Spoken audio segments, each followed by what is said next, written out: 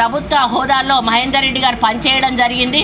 మరి కాబట్టి ఆయనను ఒక సీనియర్ అధికారిగా ఆయనని ఈరోజు టీఎస్పీఎస్సీ చైర్మన్గా నియమించడం జరిగిందని కూడా ఈ సందర్భంగా విన్నవించుకుంటా ఉన్నాను. మరి మీలాగా లిక్కర్ స్కామ్ చేసిండా ఏమన్నా మహేందర్ రెడ్డి అని చెప్పి అడుగుతా ఉన్నాను.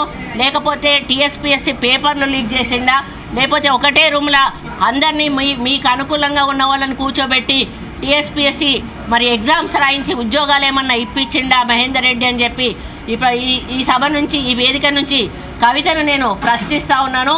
మరి ఆయనకు అవినీతి మరికే ఉంటే ఆ రోజు మరి మీరు ఎందుకు డీజీపీ స్థాయిలో ఆయనను కూర్చోబెట్టారని కూడా అడుగుతూ ఉన్నాను. మరి రాష్ట్ర నిరుద్యోగులకు ఉద్యోగాలు రాకుండా చేయాలని ఈరోజు బీఆర్ఎస్ కుట్ర పన్నుతూ ఉన్నది. ఇంతకాలం 32 లక్షల మంది యువతీ యువకులకు అన్యాయం చేస్తున్నటువంటి టీఆర్ఎస్ పార్టీ నాయకురాలైనటువంటి కవిత ఈరోజు మరి దయ్యాలు వేదాలు వల్లించినట్టుగా మా ప్రభుత్వం రాగానే మీరు ఎందుకు ఉద్యోగాలు ఇస్తలేరని మాట్లాడడం చాలా దురదృష్టకరం. 9.5 ఏళ్లలో మరి మీరు ఎందుకు చేయలేకపోయారు? కనీసం 2 నెలలు కాకముందే ఈ ప్రభుత్వం చేస్తలేదు అని ప్రశ్నించే హక్కు మీకు లేదు అని చెప్పి ఈ సందర్భంగా మరి ఆమెని హెచ్చరిస్తూ ఉన్నాను. మరి పేపర్ల లీకేజు కుట్రలతో ఇన్ని రోజులు ఉద్యోగాలు అసలైన యువతకు రాకుండా చేసిన ఘనత బీఆర్ఎస్ ప్రభుత్వాన్ని అని చెప్పి ఈ సందర్భంగా తెలియజేస్తూ ఉన్నాను. ఎవరైతే అర్హులు ఉన్నారో వాళ్ళ నోటికాడి ముద్దను లాక్కొని అనర్హులైన వాళ్లకు ఉద్యోగాలు ఇచ్చి వాళ్ళని పెంచి పోషించిన ఘనత మరి కవిత గారిది కాదా అని చెప్పి ప్రశ్నిస్తూ ఉన్నాను.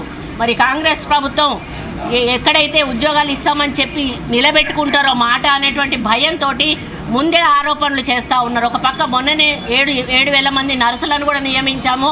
మళ్ళా వారం 10-15 రోజుల్లో సీఎం గారు 15,000 మంది కానిస్టేబుల్ నియామకాలను కూడా చేపడతామనేటువంటి మాట చెప్పడం జరిగింది. కాబట్టి మా ముఖ్యమంత్రికి అబద్ధాలు చెప్పాల్సిన అవసరం లేదు. కాంగ్రెస్ పార్టీ మేనిఫెస్టోలో ఏదైతే పెట్టిందో అదంతా కూడా అమలు చేసే దిశగా ఈరోజు మా యొక్క ప్రభుత్వం ముందుకు అడుగులు వేస్తోందనే విషయాన్ని కూడా ఈ సందర్భంగా నేను తెలియజేస్తూ ఉన్నాను.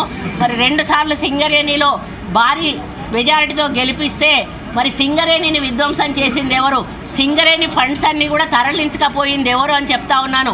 ఈరోజు సింగరేణి ఫండ్స్ అన్నీ కూడా మరి సిరిసిల్ల, గజ్వేలు, మరి మెదక్ డిస్ట్రిక్ట్లకు తరలించకపోయిన విషయాన్ని ఈ సందర్భంగా గుర్తు చేస్తా ఉన్నాను.